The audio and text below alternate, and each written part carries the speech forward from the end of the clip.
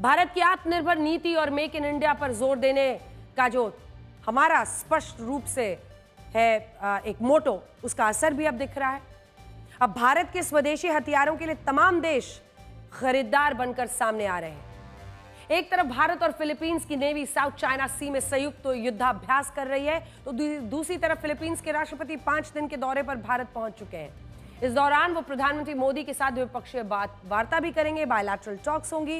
ये दोनों ही खबर चीन के लिए एक स्पष्ट संदेश है, क्योंकि अब तक चीन भारत के पड़ोसी देशों को कर्ज देकर भारत के विरोध के लिए तैयार करता था, लेकिन अब भारत ने चीन की विस्तारवादी नीति से परेशान उसके पड़ोसियों के साथ रिश्ते मजबूत करना शुरू कर दिया। और ये संबंध सिर्फ व्यापार तक सीमित नहीं है, बल्कि रक्षा संबंध भी लगातार मजबूत हो रहे हैं। भारत ने अपनी ब्रह्मोस मिसाइल सबसे पहले फिलीपींस को ही बेची, और अब फिलीपींस भारत के दूसरे कई हथियारों को खरीदने का भी इच्छुक है।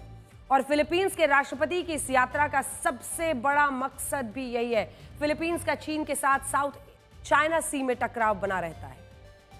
चीन दक्षिण चीन सागर को अपना कोर्टयार्ड यानी कि अपना आंगन मानता है और इस पूरे क्षेत्र पर अपना दावा ठोकता है।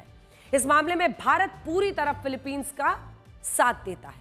अब दोनों देशों के संबंध लगातार मजबूत हो रहे हैं। फिलीपींस के साथ ब्रह्मोस वाली डील भारत की मेक इन इंडिया नीति, सुरक्षा निर्यात की दिशा में, दुनिया में स्थापित करने की दिशा में एक बड़ा कदम है। इसी के साथ साथ ये जो दूसरी तरफ अब दक्षिण चीन सागर में हो रही हलचल से चीन परेशान है, जहां भारत और फिलीपींस की नेवी एक जॉइंट एक्सरसाइज कर रही है। फिलीपींस की समुद्री सीमा में भी चीन ने कृत्रिम द्वीपों का निर्माण करना शुरू किया है और वो फिलीपींस की नौसेना की पेट्रोलिंग पर भी अड़ंगा लगाता है।